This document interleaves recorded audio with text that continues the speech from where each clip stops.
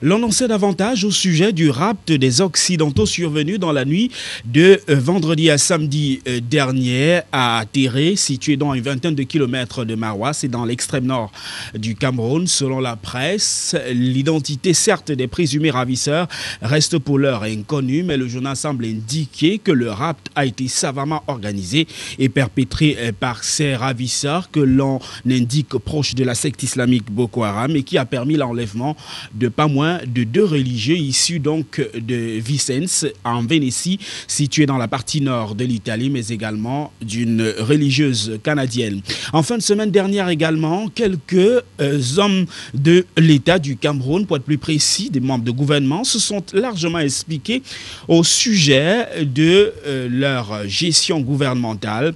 Et parmi ceux qui ont fait les chauds gras de la presse ce lundi, l'on a parlé du ministre des Transports qui a été, lors de la phase des questions orales, questionné au sujet de la situation piteuse du tarmac de l'aéroport international de Douala, mais également le ministre Laurent Esso qui a été interrogé par les hommes de la nation, les députés de la nation au sujet de l'opération Épervier du tribunal criminel spécial et le bilan qu'on peut faire de cette action que d'aucuns indiquent être plus politique que judiciaire. Madame, monsieur, 1000 fois merci de nous retrouver dans le cadre de la vraie émission, votre hebdomadaire qui, comme vous le savez à chaque fois, se propose de vous offrir un regard sans complaisance et décalé sur quelques sujets d'actualité en première partie et en seconde partie, tout naturellement, débat avec un invité prestige, des sujets triés sur le volet. 1000 fois merci de nous retrouver sur LTM Télévision malgré ces quelques minutes de retard observés à l'allumage. Tout de suite, la première transition, ce sont les potins.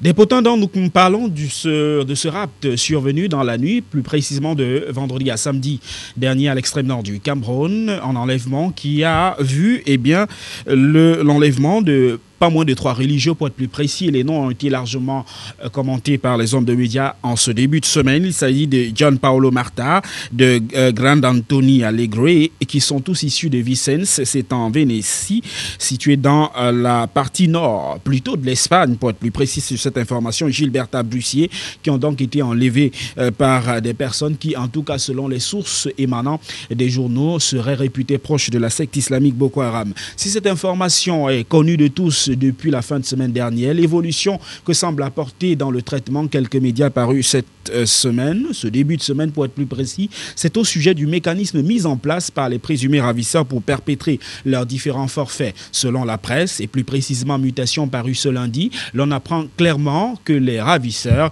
avaient préparé minutieusement leur coup. Ils ont clairement infiltré le canton de Téré, situé donc dans la localité située à une vingtaine de kilomètres de Maroua, la capitale régionale de l'extrême nord du Cameroun. Plusieurs sentinelles d'ailleurs, selon la presse, ont été postées autour de la zone d'opération, ce qui a permis à ces personnes non identifiées jusqu'ici de pouvoir perpétrer leurs différents besognes. Et le journal nous fait également état, pour ce qui est de Mutation, que ces personnes sont allées avec leurs différentes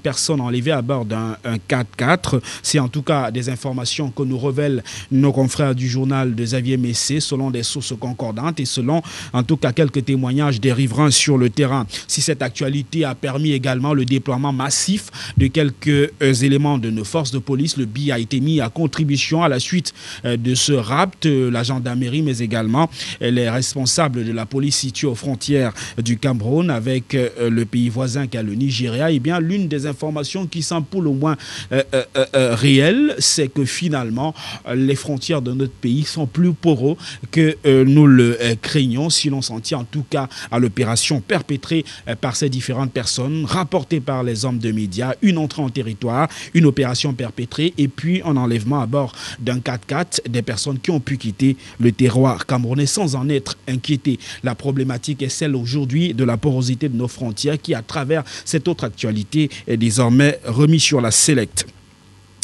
Parlons à présent de la consommation consommation de quelques whisky, en l'occurrence en sachet. Le débat a toujours cours entre la NOR et quelques responsables de la Fermancam.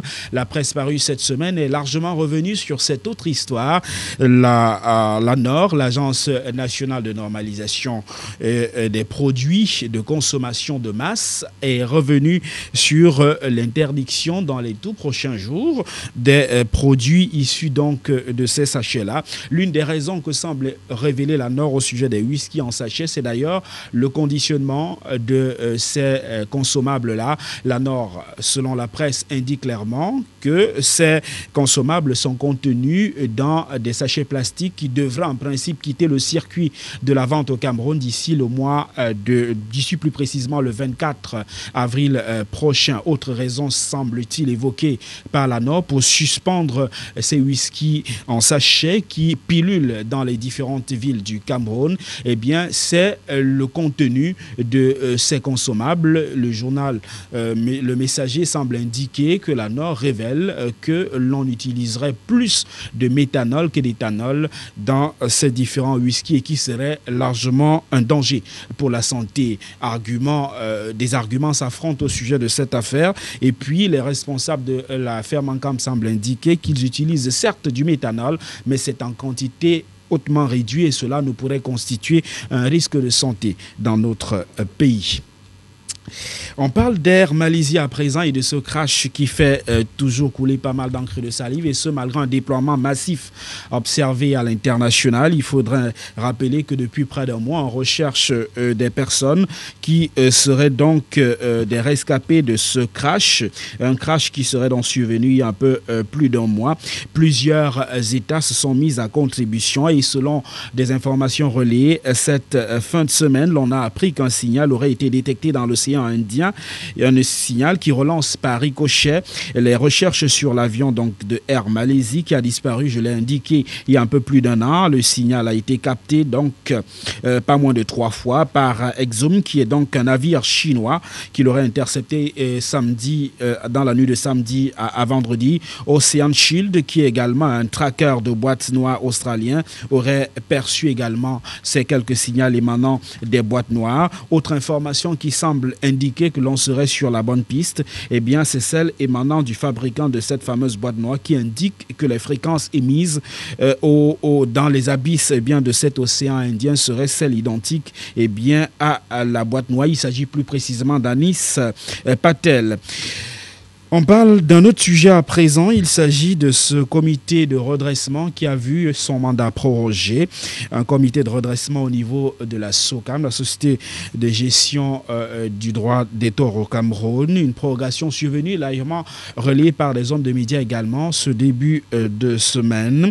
Des informations qui font état de ce que l'équipe d'un artiste musicien connu, Sam Fantoma, pourrait donc être prorogée pour les tout prochain mois. Et puis l'on parle enfin de cet album à titre posthume qui est donc dédié à Michael Jackson. L'information en tout cas rapportée par la presse internationale nous indique que d'ici le 13 mai prochain, l'on pourrait avoir un autre album à titre posthume dédié donc à l'artiste King de la pop décédé il y a un peu plus de 5 années. Un album qui serait baptisé dans ISCAP. Le nombre de titres de cet album serait donc au nombre de 13 et ce serait donc l'une des firmes de Sony, en l'occurrence Epic Records, qui produira cet album dont la sortie officielle est annoncée d'ici le mois de mai prochain, mi-mai prochain. Voilà pour la première articulation. Stop tout de suite, transition juste après pour recevoir l'invité et débattre.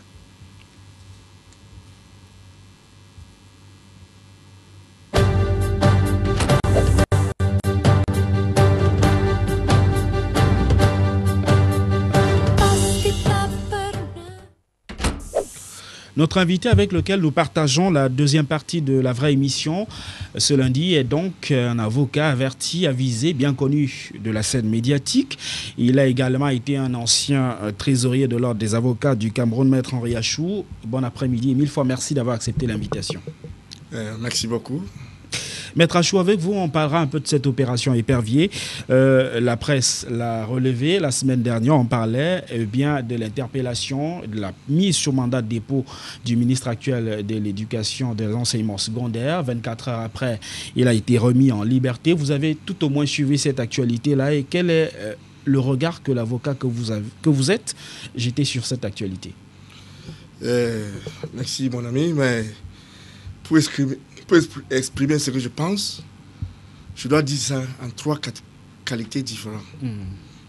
En tant que juriste, à mon avis, l'opération Épervier a été ratée. Parce que le tribunal qui a été créé, à mon avis, est illégal. Le moment venu, je veux le qualifier. Pourquoi? En tant qu'avocat, je dois faire avec. Parce que c'est un texte de loi qui a été adopté et passé à l'Assemblée. Mais on ne peut rien, c'est la loi. La loi peut être mauvaise, peut être vraiment négligent, peut être vide, mais c'est la loi. On doit respecter la loi telle qu'elle. Et en tant que citoyen, je pense que lorsqu'on lance une opération de telle envergure, le but essentiel, c'est le recouvrement de sommes, mais pas le fait de garder les êtres humains dans les noufs, n'est-ce pas, sur, n'est-ce pas, les dépenses de l'État. Parce que ces gens qui sont là, c'est l'État qui commence, qui continue à les nourrir, l'État qui continue à veiller à leur santé, et ainsi de suite. Pourquoi lancer une opération, n'est-ce pas, que nous avons, nous, Camerounais, en tant que citoyens, nous avons besoin de cet argent, au lieu de chercher là où est placé cet argent pour récupérer, on prend les gens, on met au neuf. Pour moi, c'est une opération ratée. Alors, Maître Henri Achou, au sujet de cette affaire, Julius. Julius, au sujet de cette affaire, tout naturellement, il y a eu une évolution considérable, en tout cas selon les traitements de l'information ce début de semaine par la presse, selon le mutation des soupçons de comptes domiciliés dans une banque japonaise auraient attirer l'attention des différents membres du conseil de discipline et budgétaire du CONSUP au sujet du ministre en charge des enseignements secondaires. On parle d'une somme d'un peu plus d'1 milliard de francs CFA qu'il aurait dans un compte situé donc au Japon, et ce serait ce soupçon-là qui aurait amené bien, le procureur près du tribunal de grande instance de Fundi à demander que l'on diligente une enquête dans le cadre de cette opération qui s'apparenterait, en tout cas selon la presse, à une forme de détournement de deniers publics. Est-ce que cet argumentaire, certes évoqué par la presse, ne pourrait pas expliquer qu'il ait été détenu ne serait-ce que 24 heures dans les geôles des prisons centrales, de la prison centrale de Yaoundé-Nkondengui? Non, je ne pense pas. Je ne pense pas parce que on ne peut pas se baser, n'est-ce pas, sur des déclarations journalistiques pour faire incarcérer d'êtres humains, futur le ministre. Ce que les gens ne comprennent pas, le juge chargé de l'instruction est un juge très puissant. Ses pouvoirs n'ont pas de limite. Il peut faire placer toute personne qu'il veut, à tout moment, en garde à vue, en détention provisoire, et peut le lever comme il veut. Ce sont les pouvoirs qu'on lui a conférés, la loi. Donc, si on parle, il ne peut pas, sur la base des suspicions journalistiques, pour faire incarcérer un être humain. Je pense qu'il doit y avoir un dossier. Mais ce que les gens ne sachent pas, c'est le fait que l'instruction est secret. C'est même interdit de dévoiler tout ce qui est dit pendant le cours, n'est-ce pas, d'une information judiciaire. On ne peut pas savoir, sauf ceux qui sont concernés et le juge. Tout ce que les gens disent maintenant ne sont que de prospection, parce que personne ne sait ce qui s'est passé en réalité. Nous attendons, en fin de compte, pour savoir ce qui s'est passé, pour qu'on nous dise pourquoi un ministre a été arrêté, manu militari, et placé sur mandat de dépôt. Mais vous pensez qu'on saura davantage quand on sait le mutisme observé dans le cadre de ce type d'affaires? Je sais que les choses comme ça ne se cachent pas. La vérité finit toujours par jaillir. Alors, vous avez indiqué que l'opération Épervier, pour vous, est une opération illégale et vous semblez l'appuyer avec des arguments sur lesquels on reviendra, mais vous indiquez que c'est une opération qui n'a pas porté des fruits. Pourtant, le ministre en charge de la justice, garde des Sceaux, Laurent Esso, face aux députés lors des phases des questions orales, indiquait clairement que l'on a recueilli un peu plus de 2 milliards de francs CFA dans le cadre de cette opération. Ceci avant la mise sur pied du tribunal criminel spécial. On peut dire que ça avance un peu? Non, mais je pense qu'il y a un des accusés, n'est-ce pas, dans le cas où on réclame 125 milliards. Entre 2 milliards et 125 milliards, quelle est la portée? À mon humble avis, on a mis le chariot avant le bœuf. L'État devait mettre des moyens pour enquêter sur ces individus de façon secrète, de façon tranquille, et ayant toutes les preuves maintenant, c'est qu'à ce moment qu'on peut utiliser les moyens de l'État pour bloquer les différents comptes, parce que l'argent ne se cache pas dans le ventre. Ça doit être gardé quelque part. Mais à mon avis, l'État n'a pas fait ce travail, qui était préalable. Si vous remarquez, tout récemment, on a incarcéré certains Camerounais aux États-Unis pour des fraudes.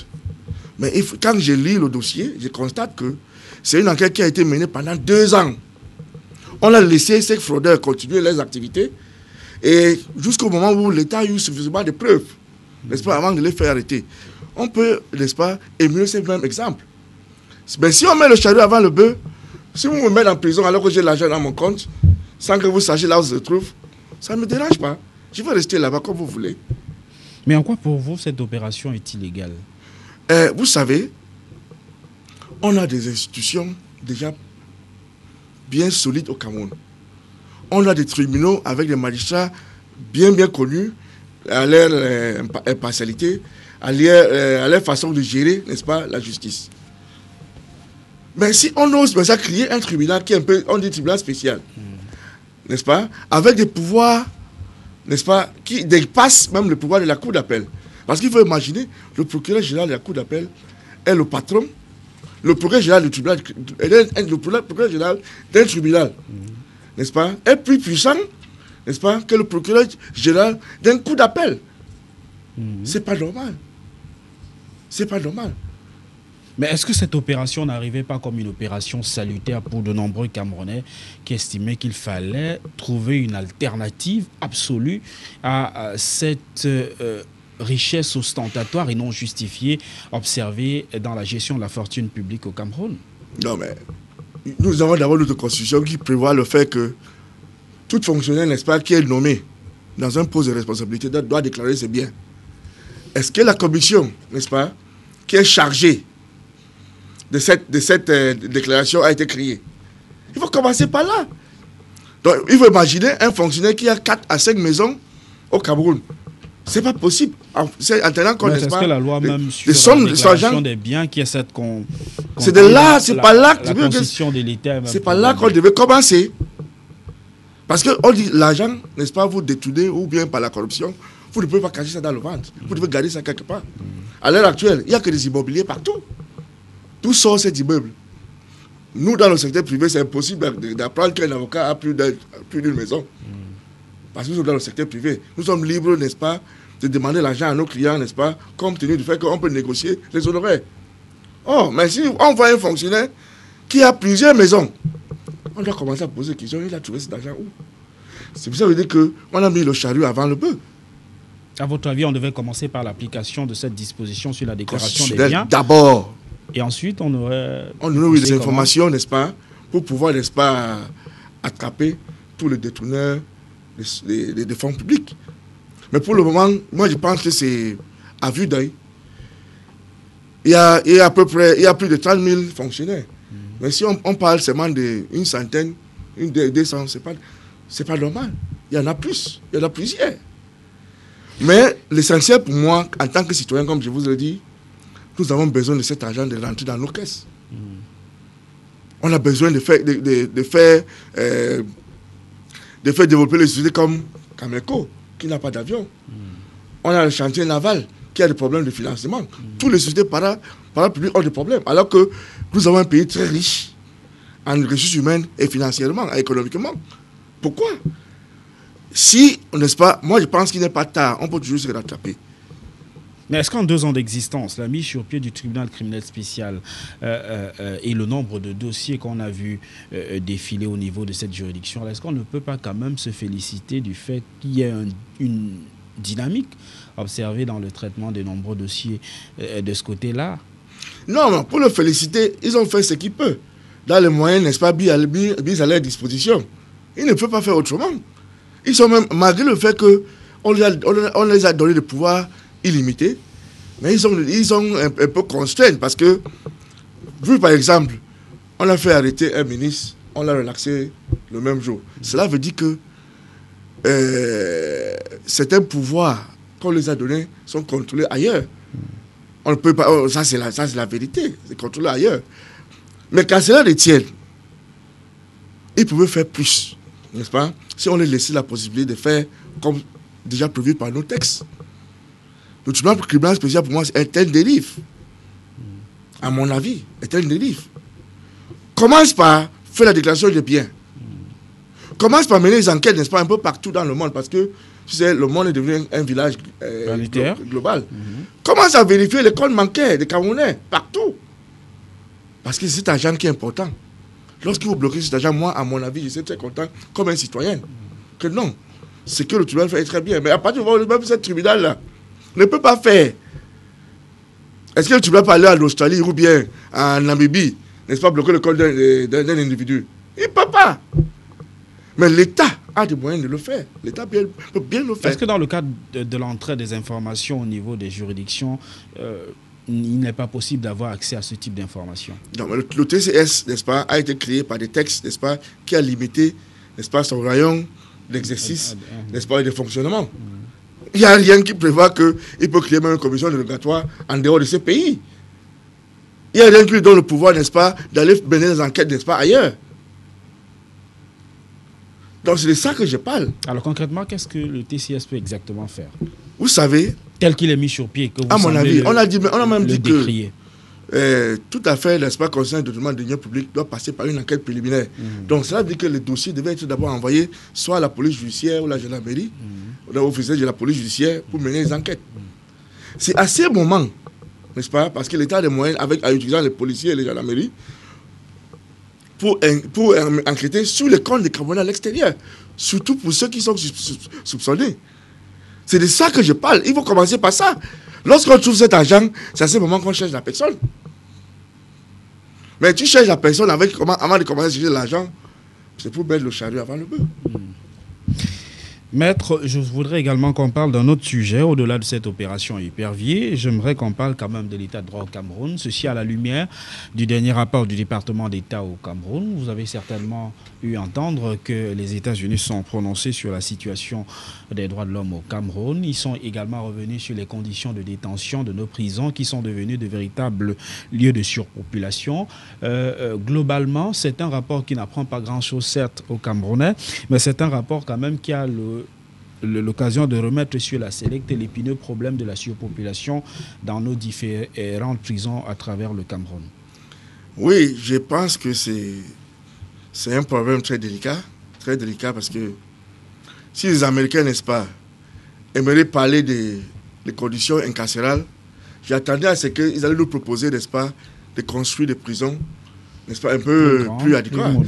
Mais ils font des critiques sans faire des propositions. Vous savez, je sais que, par exemple, à Nubel, cette prison a été construite pour moins de 800 prisonniers, mais il y a presque 5000. 3000. C'est un enfer. C'est vraiment un enfer là-bas. Parce que j'ai vu les gens qui vivent dans le misère. C'est le seul endroit que je n'ai pas vu de cafards, je n'ai pas vu de rats, je n'ai pas vu de mouches, parce que les gens en mangent. Mais le problème qui se pose, c'est quoi? Oui, les conditions de détention sont très mauvais. Qu'est-ce qu'on fait? Il faut essayer de trouver des moyens, n'est-ce pas, de construire des prisons plus adéquates. Par exemple, aux États-Unis, les prisons sont privatisées. Il y a des structures qui sont capables, n'est-ce pas, de gérer les prisonniers, de construire des endroits appropriés pour gérer les prisonniers. Mais l'État doit trouver des solutions. Mais je n'aime pas quand on fait des critiques contre l'État du Cameroun, c'est pas ça qu'on fait des propositions. Les Américains qui font ces critiques, n'est-ce pas, doivent proposer quelque chose de concret. Très bien.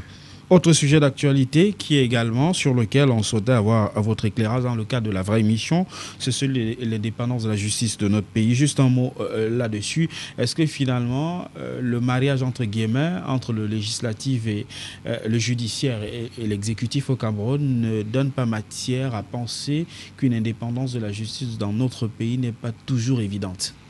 Ouais, mais cela va sans dire. À partir du moment où le garde des Sceaux, n'est-ce pas, c'est lui qui nomme le personnel, c'est lui qui propose les affectations, Est-ce que cela a de l'influence sur le travail du procureur et autres? Bien sûr, bien sûr. Cela veut dire qu'il a la capacité de donner des instructions quand il veut. Et il y a certaines choses, n'est-ce pas, que nous, en tant que pratiquants, parce que j'ai été pendant presque plus de 20 ans aujourd'hui, c'est que j'ai vu, je sens, il y a des dossiers dans lesquels on dit dossier signalé. Qu'est-ce que cela veut dire? Cela veut dire que la hiérarchie doit être au courant. Quelle est la hiérarchie? C'est le pouvoir exécutif. Parce que le ministre fait partie du pouvoir exécutif. Mais lorsqu'on pense que le procureur agit par ordonnance, comme ça a semblé d'ailleurs le révéler le ministre garde des Sceaux, Laurent Esso, pour parler justement de l'indépendance de... Non, vous avez mélangé le procureur et le juge chargé de l'instruction. Le juge de l'instruction est un juge indépendant qui dépend du siège, alors que le procureur, n'est-ce pas, dépend du parquet. Et comme vous savez, le procureur a son patron hiérarchique qui s'appelle le ministre de la Justice, le garde des Sceaux, qui peut lui donner des instructions à tout moment. Donc lui, il n'est pas indépendant. Par contre, le siège, n'est-ce pas, qui est avec les magistrats bien chevronnés, ont une semi-indépendance. Ce n'est pas une indépendance à 100% parce qu'on dit qu'il y a des dossiers signalés dans lesquels un certain nombre de précautions doivent être prises par les juges. À ce moment-là, l'indépendance, n'est-ce pas, est bafouée. Ils doivent suivre les instructions de leur patron. Très souvent, ces patrons sont dans l'ombre. Mais nous tous, nous connaissons qui ils sont. Mais il faut noter que le pouvoir judiciaire dépend de tout du pouvoir exécutif. À partir de ce moment que le pouvoir judiciaire dépend de tout du pouvoir exécutif, il va s'en dire, n'est-ce pas, que pour que le judiciaire gagne un peu, il doit se courber devant le pouvoir exécutif. C'est ça, la réalité. D'où l'urgence d'une véritable séparation donc, de ces pouvoirs-là. Et puis on termine avec la profession qui est la vôtre. C'est un métier qu'on dit aussi gangréné par la corruption. Vous soutenez cette affirmation? Non, c'est pas possible. Allez-y, maître. C'est pas possible de corrompre un avocat parce que nous gagnons quoi? Chaque avocat a son client et il gère le dossier devant un magistrat qui prend la décision. L'avocat ne prend jamais une décision de justice. Il dépend d'un tiers, qui est le juge, ou bien le magistrat, de prendre la décision. Vous voulez donc corrompre un avocat comment? Moi, je dis que ce n'est pas possible. Mais pourquoi régulièrement, dans les différents séminaires, lorsqu'on entend par exemple le bâtonnier, il y a toujours cette affaire de déontologie qui revient? Non, déontologie pour nous, c'est quoi? C'est une question de bons mœurs dans la profession. C'est-à-dire, vous devez vous comporter selon les textes, n'est-ce pas, qui régissent notre métier. Par exemple, un avocat n'a pas le droit d'aller chercher la clientèle. Vous devez, à cause de votre réputation, le fait que vous avez un cabinet d'avocats, un client doit venir vers vous. Vous ne pouvez pas aller vers le client. Bon, l'avocat qui part vers le client... En attendant d'avoir des réputations comme les vôtres, maître, il faudrait bien trouver le moyen d'appâter quelques clients. Ben, vous savez, c'est pour cette raison que, ici au Cameroun, on fait le stage dans un cabinet d'avocats. C'est lorsque vous faites votre stage, n'est-ce pas, vous créez également la base de votre clientèle. Parce que quelqu'un comme moi, lorsque je constate qu'un client ne vient pas me voir pour un problème, mais préfère aller voir mon stagiaire, je suis content parce que cela veut dire que le stagiaire travaille bien. Donc c'est étant dans mon cabinet que le stagiaire doit créer, n'est-ce pas, sa base de clientèle. S'il travaille mal, il n'aura pas de clients. S'il travaille bien, il aura des clients, n'est-ce pas, avec le temps. Mais sa base doit être là où il a commencé le métier. Chez son parent de stage. Rassurez-moi, vous, au moins, vous ne faites pas payer les lettres de parrainage à vos stagiaires. Non, je peux vous assurer que je suis un avocat quand même à l'abri des besoins. Je ne peux pas prendre les jeunes Camerounais, n'est-ce pas, pour travailler avec moi. Et je les force de payer, n'est-ce pas, la cotisation qui est l'obligation d'un avocat de payer ses cotisations. Un avocat qui ne paye pas ses cotisations, c'est-à-dire, à mon avis, on devait les radier. On devait radier les avocats qui ne payent pas les cotisations. Parce que c'est une obligation. C'est ça qui fait fonctionner l'ordre des avocats. Maître Julio Sachou, mille fois merci d'être venu dans le cadre de cet échange sur, je l'ai indiqué, quelques sujets, donc triés sur le volet en rapport avec votre secteur d'activité. Merci d'avoir fait le déplacement. C'est à moi de vous remercier. C'est à moi de vous remercier. On n'a pas pu éponger l'ensemble des sujets à débattre compte tenu de la portion congrue accordée à ce programme. Mais vraiment, 1000 fois merci d'avoir appliqué en dernière minute. Madame, monsieur, c'est tout pour cette autre livraison de la vraie émission sur nos antennes. Restez sur LTM Télévision. Nos programmes se poursuivent. Dans quelques minutes, le journal en langue de Shakespeare vous sera présenté par le DEX anglophone. Au revoir.